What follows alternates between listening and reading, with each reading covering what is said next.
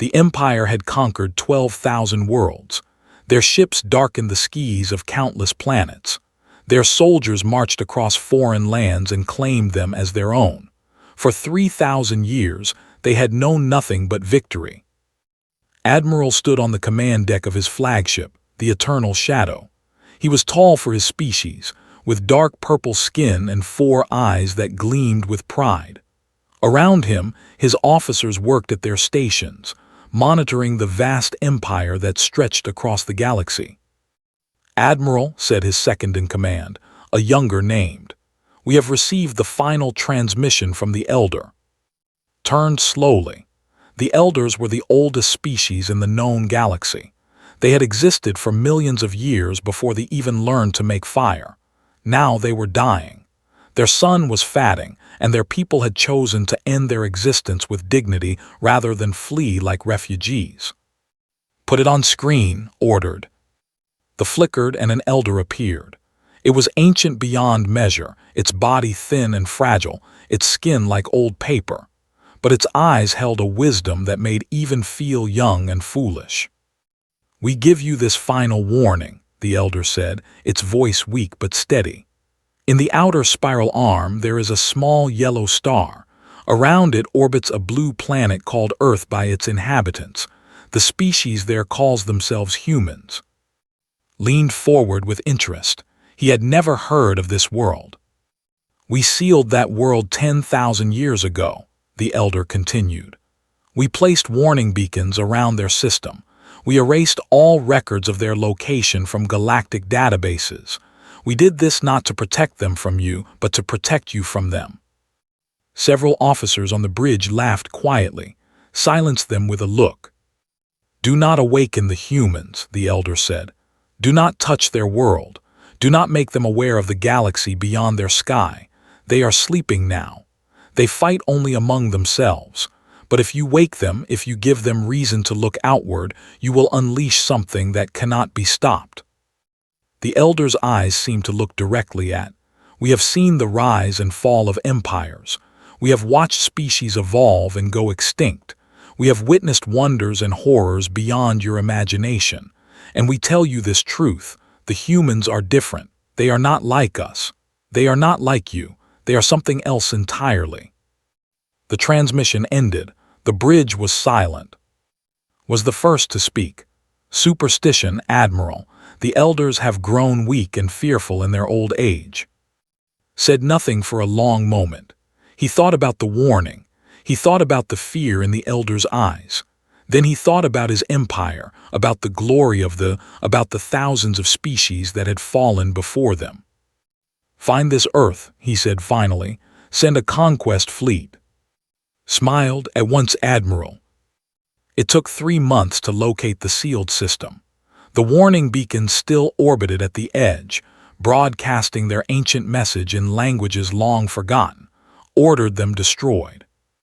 The conquest fleet jumped into the solar system on a quiet Tuesday, 20 warships, carrying 50,000 soldiers. It was a small force by standards, but more than enough to conquer a primitive world. General commanded the ground invasion. He was a veteran of 100 campaigns, a warrior who had never known defeat. As his shuttle descended through Earth's atmosphere, he studied the planet below. Blue oceans, green forests, white clouds. It looked peaceful, harmless. They landed in a region the humans called Korea. It was night there, and the lights of a great city glittered in the darkness.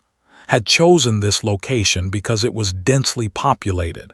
He wanted to capture many humans quickly for study. The invasion began at midnight. Soldiers poured out of their ships, their weapons glowing with deadly energy. They expected the humans to run, to scream, to surrender. That was what every other species had done. The humans did not run. In the city a young man named Ho heard the explosions from his apartment. He looked out the window and saw the alien ships hovering in the sky. He saw buildings burning. He heard people screaming. Most would freeze in such a moment. Most would hide or flee. But Ho was not most people. He had served in the military. He had trained for war. and something deep inside him, something ancient and powerful, woke up. He grabbed his phone and called his sister. "Get to the shelter," he told her. "Take everyone you can, I will find you." Then he went to his closet and pulled out the things he had kept from his service: a knife, a uniform, and the knowledge of how to fight. Across the city, across the country, across the world, millions of humans were making the same choice. They were not going to surrender. They were not going to be enslaved. They were going to fight. General captured his first humans within the hour. He brought them to his ship for examination, curious about these soft, weak creatures that the elders had feared so much. What he learned terrified him. The humans could survive almost anything. They could heal from wounds that would kill other species. They could function without sleep for days. They could adapt to extreme temperatures, to poisons, to radiation. Their bodies were like survival machines, built to endure any hardship. But that was not what frightened most. What frightened him was what he saw in their eyes. Even bound and captured, even facing certain death, the humans showed no fear.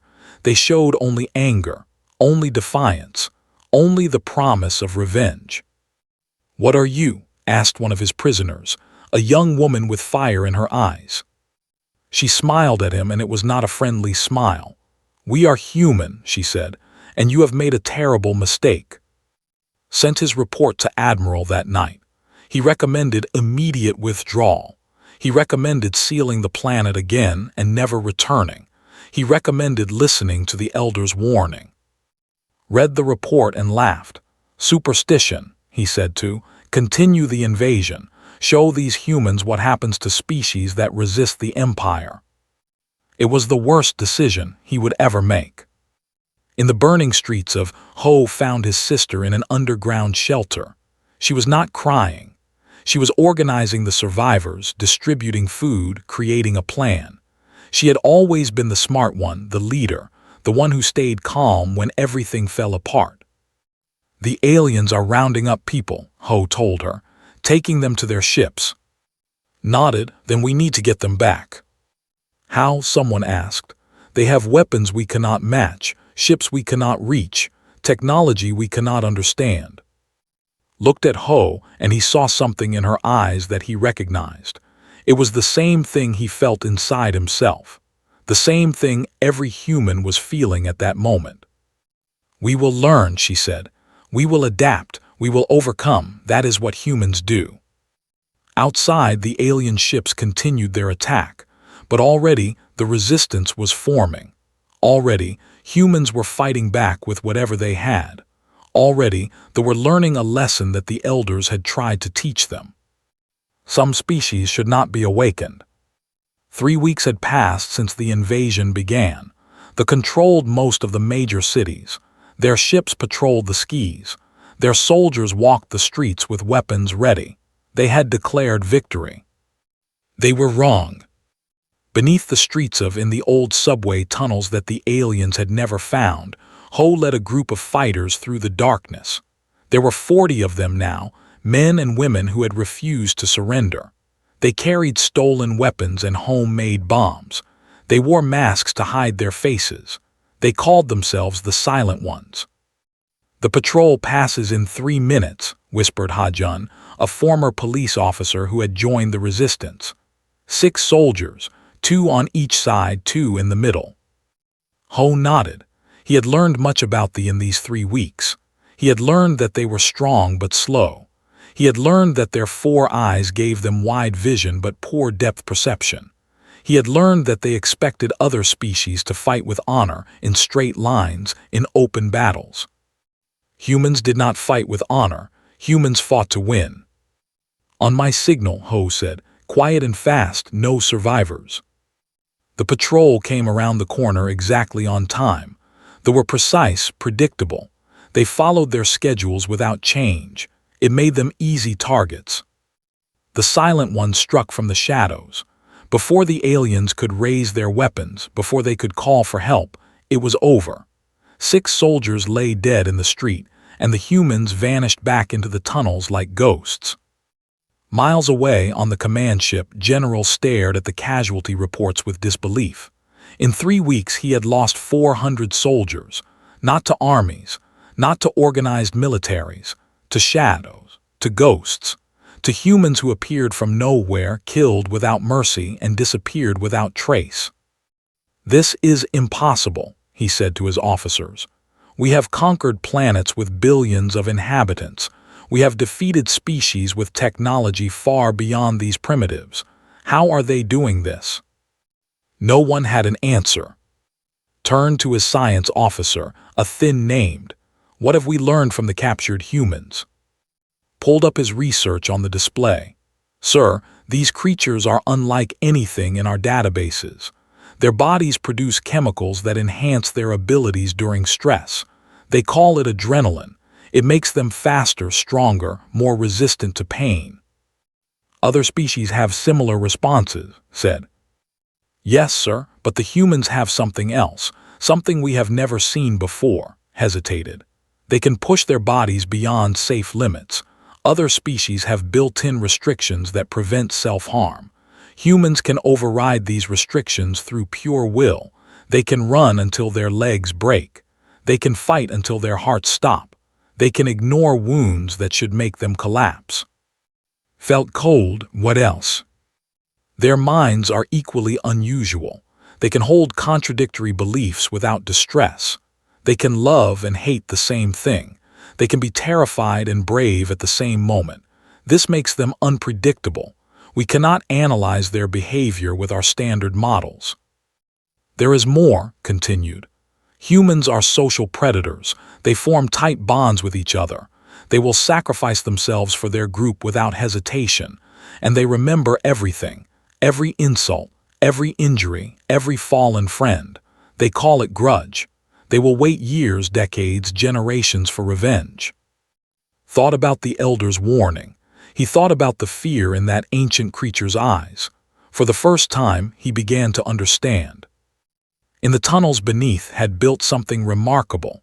The old subway stations had become underground cities. Thousands of survivors lived there now, hidden from the alien patrols. They had food, water, electricity stolen from the grid above.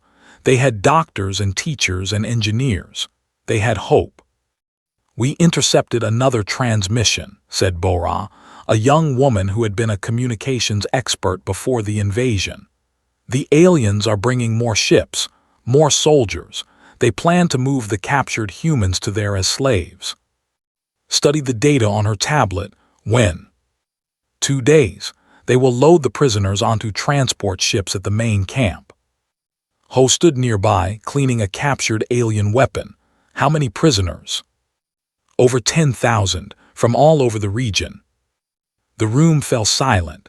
10,000 people, mothers and fathers, children and elders, all waiting to be taken from their world forever. "We have to stop it," said Hajun. "The camp is heavily defended," replied. "Hundreds of soldiers, energy shields, automated guns. We would lose everyone in a direct attack." "Then we do not attack directly," Ho said. Everyone looked at him. "We make them come to us, we make them chase us, and while they chase, others free the prisoners."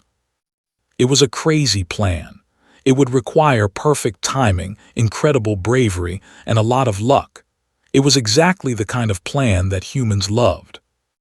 They spent 2 days preparing, coordinated with other resistance groups across the country using coded radio signals.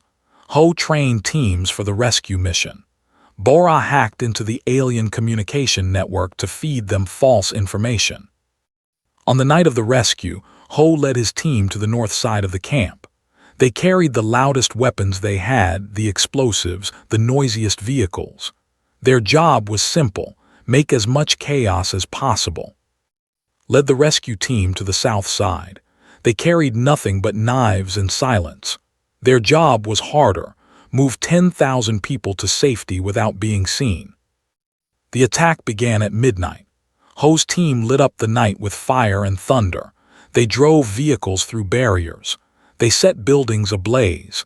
They screamed and shouted and made themselves impossible to ignore. They responded exactly as Ho expected. They sent every soldier to the north. They left the prison blocks with minimal guards. They saw only the chaos and missed the silence. Moved through the shadows like smoke. Her team cut through fences, disabled locks, opened cells.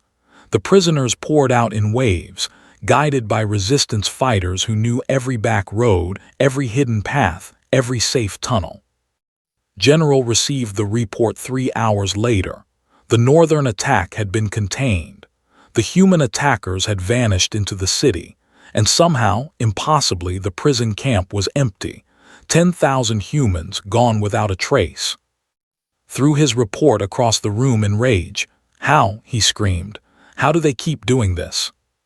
His officers had no answer, but somewhere in their minds a small voice was beginning to whisper. Maybe the elders were right. Maybe some species should not be awakened. Maybe they had made a terrible, terrible mistake. In the tunnels beneath, 10,000 people celebrated their freedom. They hugged their rescuers. They wept with joy. They swore to fight, to resist, to never surrender. Stood before them, her voice strong and clear. "Today we took back what was ours. Today we showed the aliens that humans do not break. Today we proved that no matter how powerful the enemy, hope survives." The crowd cheered. Beside her, Ho smiled. It was not a kind smile. It was the smile of a predator that had tasted first blood and wanted more. "This is just the beginning," he said quietly to his sister. "We will make them pay for every person they took, every home they destroyed, every life they ended." Nodded. "Yes, but we need to be smart. We need allies. We need to spread the resistance beyond Korea, beyond Asia, to every corner of the world." "How?" Looked at Bora, who was already working on her equipment. "We talk to them, all of them, every human everywhere. We remind them what we are. We remind them that we never give up." That night, a signal went out across the planet. It passed through broken networks and damaged satellites. It reached bunkers and hideouts and refugee camps. It carried a simple message in every language. "Rise up, fight back. We are human. We do not surrender." And across the world, in every country, on every continent, people heard, and they answered. The war for Earth had truly begun. 6 months after the invasion, the Empire faced something it had never experienced before: defeat. It did not come in one great battle. It came in 1,000 small cuts. Every day, soldiers disappeared. Every night, supplies vanished. Every week, another outpost fell silent. The humans were everywhere and nowhere, striking without warning and fading into shadows. Admiral stood in his war room, staring at maps covered in red markers. Each marker represented an attack. There were so many now that the map was almost solid red. "This is not war," he said to his generals. "This is hunting, and we are the prey." General nodded grimly. He had aged 10 years in 6 months. His eyes were tired. His confidence was gone. "They adapt faster than we can respond. We developed night vision countermeasures, and within days they had found ways around them. We hardened our communications, and they broke through anyway. We increased patrols, and they simply changed their tactics." "How?" demanded. "How can primitives outthink us?" "They are not primitives, Admiral." The voice came from the science officer. "I have studied them extensively. The humans are perhaps the most dangerous species in the galaxy." "Explain." Brought up images on the display. Their evolution was unique. Their planet is hostile. Extreme temperatures, predators, diseases, disasters. Most species evolve in stable environments. Humans evolved in chaos. They learned to survive anything. He showed another image, this one of human history. More importantly, they have been at war with themselves for their entire existence. Thousands of years of constant conflict. They have developed every form of warfare imaginable. They have tactics we have never seen, weapons we never thought of, strategies that seem insane until they work. "We have conquered species with longer histories of war," said. "Those species fought with rules," replied. Codes of honor, limits on acceptable behavior. Humans have no such limits. They will use any weapon, any tactic, any trick to win. They will sacrifice themselves. They will destroy their own resources rather than let enemies take them. They will fight from the shadows, from the water, from the air, from the ground. They never stop. They never quit. They never forget. Was silent for a long moment. Then he spoke one word: reinforcements. Admiral, send for the full fleet, every ship we have, every soldier we can spare. We will crush these humans with overwhelming force. It was the decision of a desperate leader. It was also exactly what the humans were counting on. On Earth, Ho had become a legend. People called him the Ghost of. He had led more raids than anyone could count. He had killed more aliens than anyone could track. He had become a symbol of resistance, a proof that humans could fight back. But Ho knew that symbols were not enough. They needed more than raids. They needed a real victory. He sat within their underground command center, looking at the latest intelligence. The aliens are bringing their fleet, said. Hundreds of ships, millions of soldiers. They plan to end this war with pure force. Good, Ho said. Looked at her brother with surprise. Good. They will have enough troops to occupy every city on Earth. Yes, but they will also have to supply those troops, feed them, arm them, transport them. Ho smiled his predator smile. The larger the army, the longer the supply line. The longer the supply line, the more places to cut it. Understanding dawned in his eyes. We starve them. We make this planet a trap. We let them land their millions of soldiers. Then we cut them off from their fleet. We destroy their food. We poison their water. We make every road a death trap and every building a fortress. Ho leaned forward. They think numbers will save them. They do not understand what they are facing. Began to see the plan. We will need everyone, every resistance group, every survivor, everyone who can hold a weapon or carry a message. Yes, and more. Ho pulled up another file. Our hackers have found something interesting. They use slave species to fill their ranks. Soldiers from conquered worlds forced to fight for the empire. So those slaves are not loyal. They hate thee as much as we do. If we can reach them, if we can offer them freedom, they might join us. It was a dangerous idea. The alien slaves were still enemies. They had still participated in the invasion. Many humans would never trust them, but understood her brother's thinking. A war against the entire empire would require more than just humans. It would require allies. I will handle the communication, she said. You focus on the military operations. The preparations took 3 months. Across the world, humans built hidden bases and secret weapons. They trained in guerrilla tactics and urban warfare. They learned to move silently, to strike quickly, to disappear completely. When the fleet arrived, it was the largest invasion force in the history of their empire. 500 warships filled the sky. 3 million soldiers marched down from orbit. They expected to find a broken, terrified population ready to surrender. They found something very different. The first wave of soldiers landed in Korea in the ruins of Seoul. They marched through empty streets, weapons ready. There was no resistance, no attack, just silence. Then the ground exploded. Humans had spent months planting bombs beneath the streets.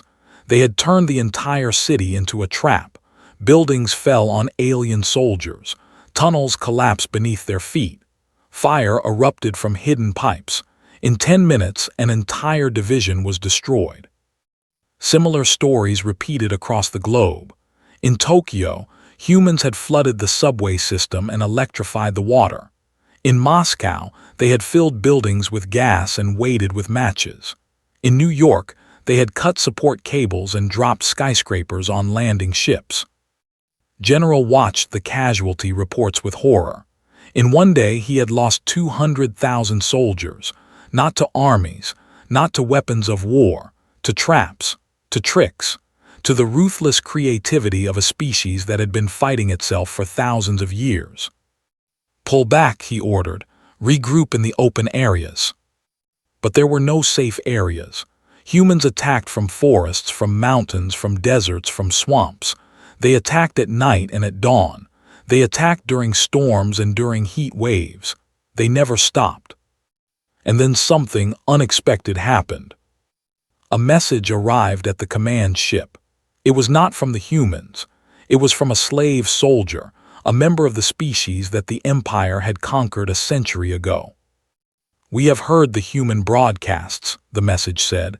"We have seen their resistance. We know what they fight for, and we want to join them." Similar messages came from other slave species.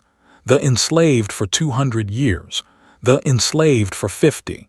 The owl, the youngest of the slave races taken just a decade ago. All of them heard the human message. All of them wanted freedom. That night on 100 different battlefields, slave soldiers turned on their masters. They opened gates for human attackers. They sabotaged equipment. They shared intelligence about weaknesses. The invasion force began to eat itself from within. Admiral received the news in his command chamber. His empire was falling apart. His soldiers were dying. His slaves were rebelling. And somewhere on that blue planet below, humans were still fighting, still resisting, still refusing to break. "Retreat," he ordered, his voice hollow. "All forces retreat to orbit." It was the first time in 3,000 years that the Empire had retreated. It would not be the last. On Earth, in the ruins of Ho, and stood together and watched the alien ships rise into the sky. Around them, humans and freed slaves celebrated. They had won. Not the war, not yet, but this battle, this moment, this proof that the mighty could fall. "This is not over," said quietly. "No," Ho agreed. "But now they know. Now the whole galaxy knows. Humanity is awake, and we are coming for them." Above the planet, the warning beacons that the elders had placed so long ago still drifted in space, silent and dark. But if they could have spoken, they would have said only one thing: "We told you so." 2 years had passed since the invasion of Earth. The Empire was burning. It started slowly, small rebellions on distant worlds, slave uprisings that were quickly crushed, protests that were silenced. But each time the Empire put out one fire, 2 more started, and always the spark came from the same place: Earth, humanity. Admiral stood before the Imperial Council, the ruling body of the Empire. The council chamber was vast and ancient, filled with statues of conquering heroes and banners from 10,000 victories. Now it felt like a tomb. "We have lost 37 worlds," reported, his voice empty of emotion. "Not to invasion, not to war, to rebellion. The slave species have risen up across the Empire. They fight with human tactics. They use human weapons. They speak of human freedom." The High Elder of the Council, an ancient name, leaned forward. "How is this possible? The humans are contained on their planet. They have no fleet, no way to reach other worlds." "They do not need to reach them," said. "They send their message through captured communications. They broadcast it on every frequency in every language, and everywhere it reaches, rebellion follows." "What does this message say?" Nodded to an officer who played the recording. A human woman appeared on the screen. It was, her face calm, her voice steady. "To all species enslaved by the Empire, my name is I am human. 2 years ago the Empire came to our world. They thought we would break. They thought we would surrender. They were wrong." The recording showed images of the war on Earth. Humans fighting in ruined cities. Slaves turning against their masters. Victory after victory against impossible odds. "The Empire is not invincible," continued. "They can be beaten. They can be broken. They can be destroyed. All you need is the courage to fight. All you need is the will to be free. Rise up. Join us. Together we will end the Empire forever." The council chamber was silent when the recording ended. "Poetry," said dismissively. "Meaningless words from a primitive species." "Words that have destroyed 37 worlds," replied. Words that have killed 3 million of our soldiers. Words that have turned our own slaves against us. Then we destroy the source. We destroy Earth. We tried. We failed. Our fleet cannot get close enough. The humans have built defenses from our own technology. They have learned to fight in space as well as on land. They have allies among the slave species who share our weaknesses. Another council member spoke up. Then we negotiate. We offer peace. We leave their world alone in exchange for silence. Laughed, and it was not a pleasant sound. I made that offer 6 months ago. The human leader, a man named Ho, sent back a one-word response. No. What do they want? Everything. The complete dissolution of the empire. Freedom for all enslaved species. Justice for all crimes committed. They will not stop until they have it all. On Earth, Ho was planning the final phase of the war. The underground command center had grown into a vast complex, staffed by humans and freed aliens working side by side. Maps covered every wall, showing the Empire's territory in shrinking red and liberated space in growing green. The Empire is weak, said Ha-Jun, who had become one of Ho's top generals. Their supply lines are stretched, their soldiers are tired, their slaves are unreliable. If we push now, we can break them. We cannot push anywhere, said Bora, looking up from her communication station. We still have no fleet. The ships we have captured are not enough to challenge them in open space. Ho studied the maps. She was right. The humans had won on Earth, but the war was bigger than one planet now. The rebellions across the Empire were inspired by humanity, but they were fighting alone. Without support, without coordination, they would eventually be crushed. We need to change the nature of the war, he said. We cannot fight them ship to ship, but we do not need to. What do you mean? The Empire is built on conquest, on fear, on the belief that they cannot be defeated. We have already proven that belief wrong. Now we need to prove it to everyone. He pointed to a spot on the map, the heart of the Empire. We strike here, not to conquer, not to destroy, just to show that we can, just to prove that nowhere is safe, that the Empire cannot protect itself. Ha-Jun stared at the map. That is suicide. There is the most defended place in the galaxy. Exactly. That is why an attack there would matter. Every slave watching will see that the mighty can be touched. Every rebellion will grow stronger. Every soldier will wonder if they are next. Had been listening quietly. Now she spoke. You want to break their spirit, the same way they tried to break ours. Ho nodded. Fear is their weapon. We will turn it against them. It took 6 months to plan the attack.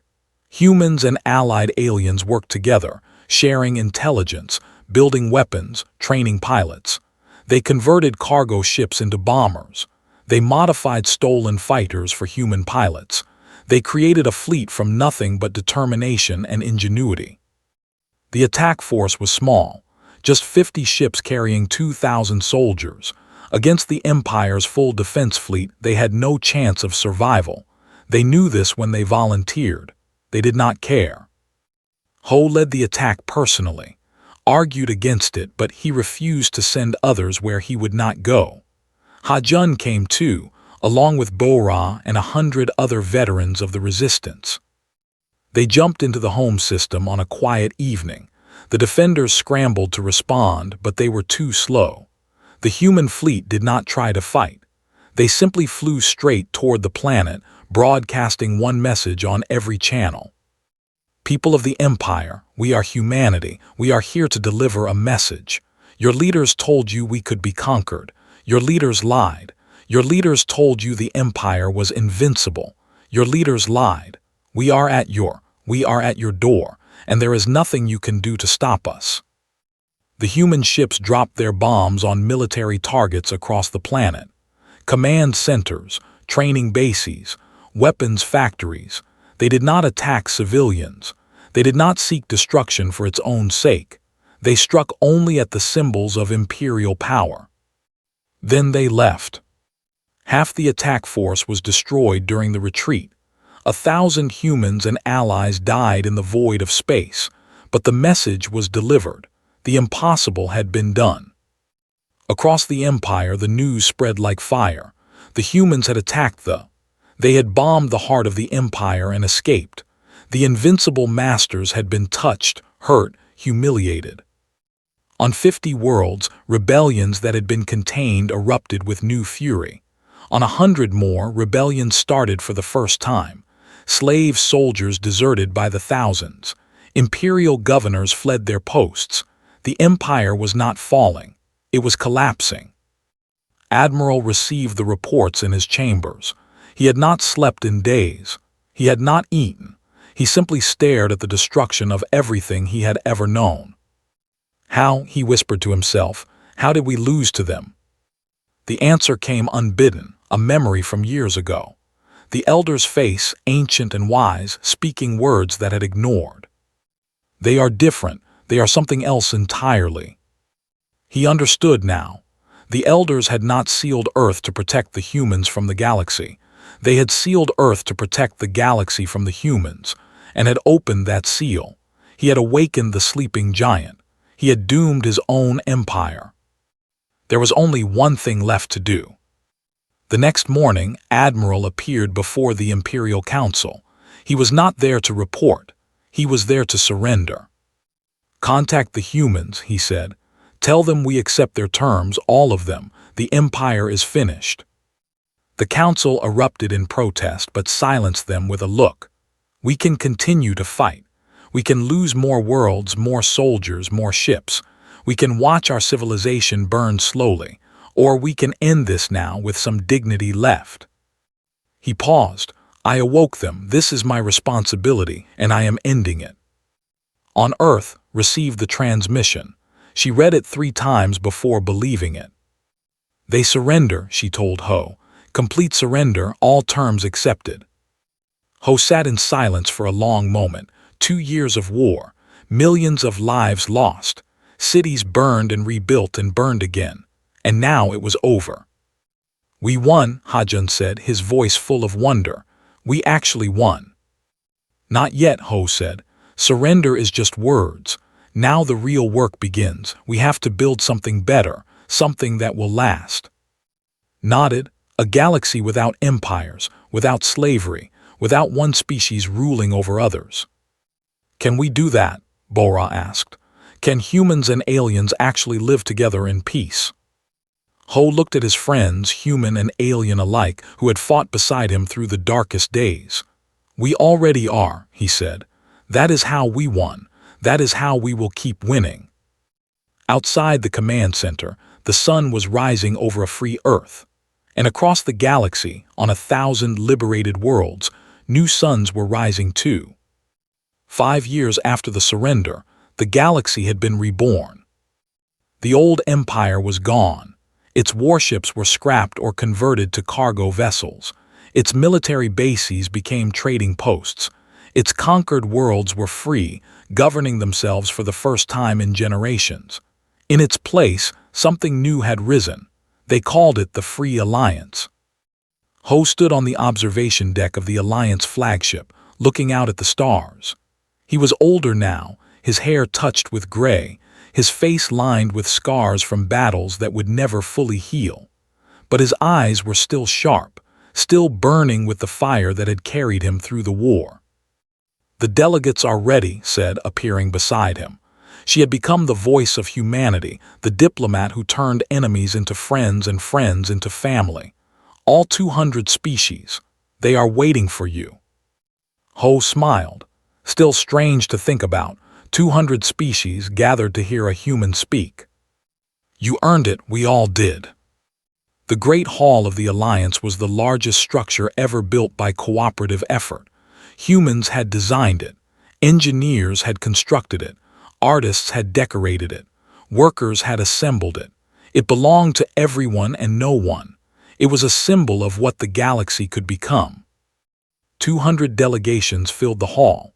Large species and small, old civilizations and young, former slaves and former masters sitting side by side. They were there too, reduced now to just another species, their empire a memory of shame. Ho walked to the central platform. The hall fell silent. 5 years ago, he began, the Empire came to Earth. They came to conquer, to enslave, to break us. They had done it to hundreds of worlds before. They expected us to be no different. He paused, looking across the gathered species. They were wrong, but not for the reasons they thought. Not because humans are stronger or smarter or more numerous. We are none of those things. We won because we refused to accept defeat. We won because we treated every setback as a lesson. We won because we would rather die than live without freedom. But we did not win alone. We won because other species heard our message. We won because thee and 100 other peoples chose to stand with us. We won because we proved that different species could fight together, live together, build together. He raised his voice. The old ways are finished. The time of empires is over. No species will ever again conquer another. No people will ever again be enslaved. This is the promise of the Free Alliance. This is the future we will build together. The hall erupted in applause. Not polite applause, but the roar of 200 species celebrating a new beginning. After the ceremony, Ho found a quiet corner of the station to rest. Ha-Jun found him there, carrying 2 drinks. The great hero hiding from his admirers, Ha-Jun said with a grin. The great hero is tired, Ho replied, taking the drink. Speeches take more energy than battles. Ha-Jun sat beside him. Do you remember the first night, the invasion? We were hiding in the tunnels with 40 fighters and stolen weapons. I remember thinking we would all die within the week. We almost did many times. Ha-Jun was quiet for a moment. But we are here now, we survived, we won. We did, Ho looked at his old friend. Have you thought about what comes next? For you, I mean, the war is over, the alliance is established. We do not need soldiers anymore. Ha-Jun laughed. I thought I would travel, see some of these worlds we have been hearing about, maybe find a quiet place to grow old. You quiet. A man can dream. Ha-Jun raised his glass. To the future, whatever it brings. They drank together, 2 old soldiers at the end of their war. Spent the following days in endless meetings, trade agreements, border disputes, resource allocations, the tedious but essential work of building a civilization. She handled it all with the same calm determination she had shown in the resistance. One meeting was different. Admiral requested a private audience. Agreed, though many had advised against it. They met in a small room, just the 2 of them, former enemies facing each other across a table. Looked broken. The proud admiral who had ordered the invasion of Earth was gone. In his place was an old man carrying the weight of his mistakes. I wanted to understand, he said. I have spent 5 years trying to understand how we lost, how you defeated an empire that had never been defeated. Considered the question. You want a simple answer, there is not one. Then give me a complicated one, I need to know. She leaned back in her chair. Your empire was built on the belief that some species are meant to rule and others are meant to serve. You conquered worlds and called it civilization. You enslaved billions and called it order. You destroyed cultures and called it progress. And humans are different. Humans are the same. We have empires in our history too, slavery, conquest, all the same mistakes, but we also learned, slowly, painfully, over thousands of years. We learned that no one is born to rule, that freedom is not given but taken, that the only lasting peace is one built on equality. Leaned forward. The elders understood this. That is why they sealed our world. Not because we were dangerous, but because we were ready. We had learned the lessons that your empire refused to learn. When you awakened us, you did not just awaken warriors. You awakened teachers. Absorbed her words. Can we learn? Can they become part of this new galaxy? You already are. Your species sits in the alliance. Your people trade and travel and live beside those you once conquered. The past cannot be undone, but the future is not written. She stood and extended her hand, a human gesture of peace, looked at it for a long moment, then took it. 10 years after the war, a monument was built on Earth in the ruins of old. It was a simple pillar of stone, engraved with names. Every human who had died in the invasion and resistance, every alien who had fought alongside them, every life lost in the long road to freedom. Ho visited it every year on the anniversary of the first invasion. He was an old man now, retired from public life, living quietly in the hills outside the city. But this day, he always returned. Found him there, sitting on a bench facing the monument. She was old too, but still sharp, still active, still working to make the alliance stronger. "You should be resting," she said, sitting beside him. "I will rest when I am dead. Today I remember." They sat in silence, looking at the names carved in stone. Friends, comrades, strangers who had become family in the crucible of war. "Do you ever wonder what would have happened," asked, "if they had listened to the elders, if they had never come?" Ho thought about it. We would have stayed on our little world, fighting among ourselves, never knowing what was out there, never becoming what we became. Is that better or worse? I do not know, but it is not what happened. What happened is that they came, and we rose to meet them. What happened is that we proved what humans could be when we had something worth fighting for. He looked at his sister. The elders sealed our world to protect the galaxy, but maybe they also did it for us. Maybe they knew that when we were ready, when we had something to fight for beyond ourselves, we would become something greater. "Philosophy in your old age," teased. "I have had time to think." A group of young people approached the monument. Humans and aliens, children of the Alliance born after the war. They did not remember the fighting. They only knew the peace that had followed. Ho watched them read the names, ask questions, learn about the past. This was why they had fought. This was what they had won. Not just survival, but a future. A galaxy where different species could walk side by side. A universe where the children of enemies could become friends. "We did well," he said quietly. Took his hand. "We did what humans do. We survived, we adapted, we overcame." Above them, ships passed through the sky. Trade vessels and passenger liners, carrying people and goods between 1,000 worlds. The stars that had once been dark and threatening were now highways to new possibilities. The elders had warned the galaxy not to awaken humanity. They had been right to fear what humans could do, but they had also underestimated what humans could become. Not conquerors, not destroyers, not the next empire to rise and fall, but builders, teachers, friends.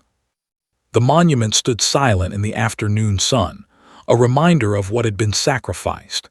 And beyond it, the city of Rose renewed, full of life and hope, and the sounds of 1,000 languages speaking together. The human age had begun, and it would be unlike anything the galaxy had ever seen.